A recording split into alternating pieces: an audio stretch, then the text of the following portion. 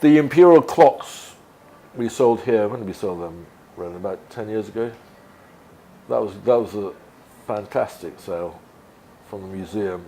They're mechanical clocks, 15 clocks, and it took me an hour and a half to sell them. I mean, the bidding was just fantastic. And then we were lucky enough to be given the estate of Princess Margaret, the Queen's sister. So that was fun. We had a huge crowd for that. In fact, we had 3 ceremonies, so we had 2 other auctioneers relaying bids from other rooms. Charity-wise, I suppose, again, I was lucky enough, my colleague and I were asked to do Nelson Mandela's 90th birthday party in London. And that was fun. As charity auctions go, that was good, because when you got Oprah Winfrey bidding against Elton John, life as an auctioneer is very easy. We did a wonderful sale. It was called the Champalimaud collection, which took place on the day that London got hit by the bombs. 2007 was it? 2005. And we thought about, should we carry on with it, because London was kind of shut down, at least the public transport was shut down. But we had so many telephone bids and so many absentee bids, and we just took the view that if people, I mean, it was a particularly good sale, we just thought people will find a way of getting there.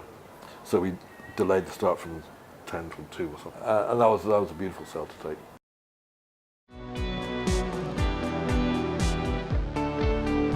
When I joined Christie's, it was the last thing I wanted to do was to be the auctioneer. And then when my boss suddenly left, they offered me his job. So I said, fine, but I don't want to be the auctioneer. Get someone who does want to be it. There's a note, furniture is the mainstay of Christie's South Kensington. You've got to be seen as the sort of public head of the department. So I had some interesting training with the directors.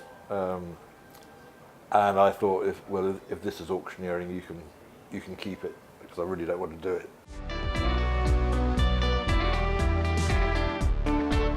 I mean, at school, I hated the school play. I'd volunteer to do the lighting, paint the scenery, anything to be out of the spotlight.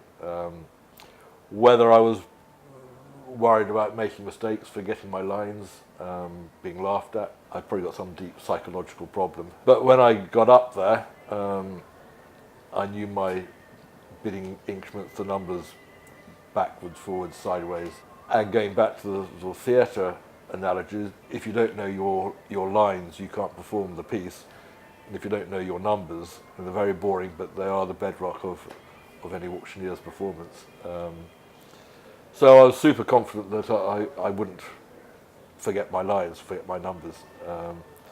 And having that confidence helped me get up there. And anything that I can use to improve my performance, to improve my selling ability, I will grab.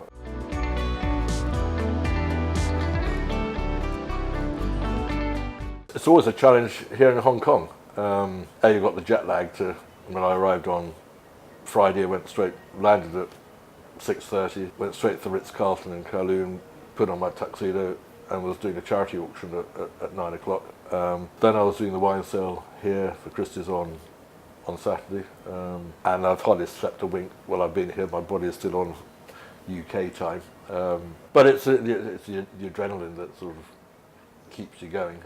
And I sold, how many lots I sold this week? About 400 lots this week, 5 consecutive days. So that's a demanding schedule. Well, my longest sale was we did a James Bond themed sale in London, and we completely underestimated just how popular James Bond is. And I was up there for 4.5 hours. In New York a couple of years ago, it was a Chinese works of art sale, and it was 160 lots. So we agreed to split it between 2 auctioneers, 80 lots each. I thought that's going to be probably 2 hours. And I started the auction and I got to lot 76. I thought I've only got 4 lots to go. I could see the finishing line. I said, keep going. And then the lot before I was due to hand over, there was a tap on my shoulder by my colleague who was taking over, saying, I've got a problem. I can't take over. You've got to finish the sale. And suddenly the sort of finishing line disappeared, and I was up there for another 2 hours. So that was a challenge. But we like a challenge. We like a challenge.